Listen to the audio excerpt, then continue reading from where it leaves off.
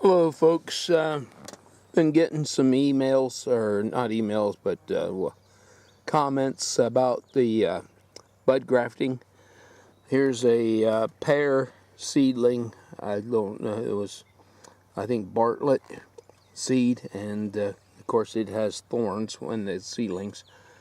And last August I had a good wet summer. And I don't know, I'm off on my feet, so that's why I'm trying to do a video. I'm sitting here on my mower, having a foot problem again. But anyway, there's a bud graft there, and there was a third one that grew out. We had a windstorm, and it broke it out. But being there was two others. And if I could get around there, was on the other side here, and it was real tall. These were all real tall too, and I keep pinching.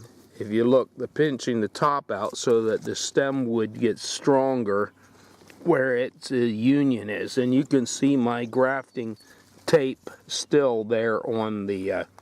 I'll see if I can magnify. I can't hardly see the screen, but right there where my hand is, you can see the grafting tape, and of course down below there, oops, that next one down there. But anyhow, when the bark slips is when you want to put that in. Pears slip real easy, mulberries slip real easy. Mulberries you can even bud graft in the spring, and I had success with that. Good grafting year last year in August. Almost all my grass took, but we had a wet summer. So you want to, if you want your bark to slip, the wetter you can keep the ground around. Well, I shouldn't say the wetter, but keeping the ground damp, but the plenty of fluid going up through the limbs. You want to use the present year's growth, so it's something you want to do while the tree's still small. If the tree is older, you're going to have to go to, and it's more than this year's growth, you'll have to go to a chip graft. But the bud graft, it's a lot of fun. The only thing is, it's not like the cleft graft or a bark graft or a tongue and whip and tongue graft, in that you see the growth right away. You have to wait till the next year. Now I'm going to go up to another pear tree where I did one and take a clip of that, but I'm going to have to start the mower because I'm supposed to stay off of my foot.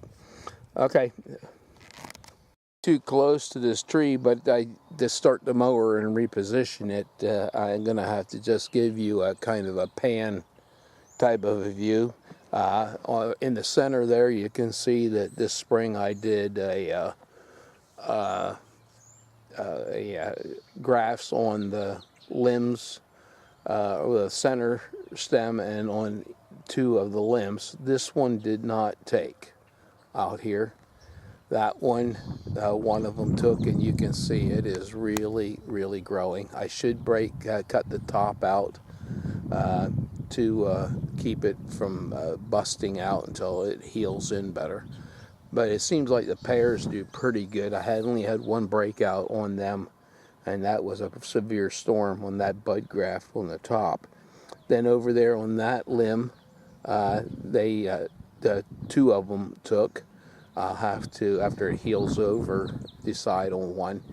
Now, the thing I wanted to point out here, this was last August graft there, and that was a bud graft on the last year's growth. You can see the growth ring right there where the wood changes from the, and that last year, that was that wood.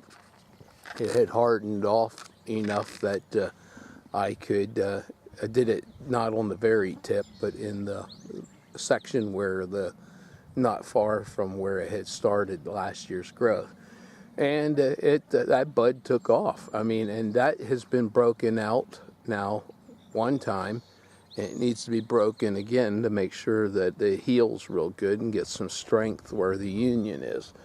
I have a cherry tree down in the bottom. I'll go down and take a clip of that. All three of the bud grafts took on that, and had very good success, but a lot depends on the moisture in the ground. This year it looks like it's going to be a bad year, because right now we went from being real wet to severely dry and drought. Now today it spritzed a little bit. It's just enough to make the grass wet, but not enough to help the ground. Okay, we'll go down to the cherry tree. Okay, I'm down here at this cherry tree, and like I said, I'm on my mower because I'm not allowed to be on my foot. You can see now, if you see that limb there, that's probably close to 4 foot now, and that one comes down to right there. That was a bud graft. I can't quite reach it there. I'm trying to stay away. Now I need to break. I can't reach that. Over here, take him off. He doesn't need to be there. And of course, this was a bud graft here, and you can see there the tape is still, budding tape is still on there. And of course, you can see this cherry is a different kind of cherry. This is just a sucker rootstock that came up from that cherry over there. And so dug him out, put him in here, and put 3 different type of cherries, so I have good pollination right at the spot. And the bees are so scarce anymore, and it's hard to keep bees. They just keep dying. But out of 2 of them are 2 of the third graft over here. I don't know if you can see it there. I can't. For some reason, I can hardly see the screen. That one there was all 3 of the grass, and of course I try to keep the sucker wood off, so now the sap goes in. But they all have adhered very well, and was 100% success. Only 3 grafts on this tree. All 3 of them took. 3 on that one pair, 2 on another pair. Had all 100%.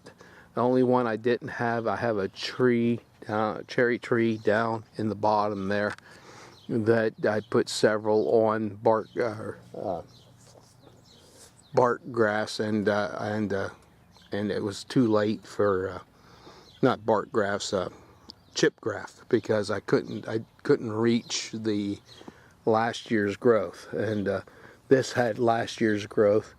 Now I leave the stems on so I have something to, as you could see the bags up there, a lot of times I'll take a plastic bag and tie it to the stem so that the wind doesn't break the graft out.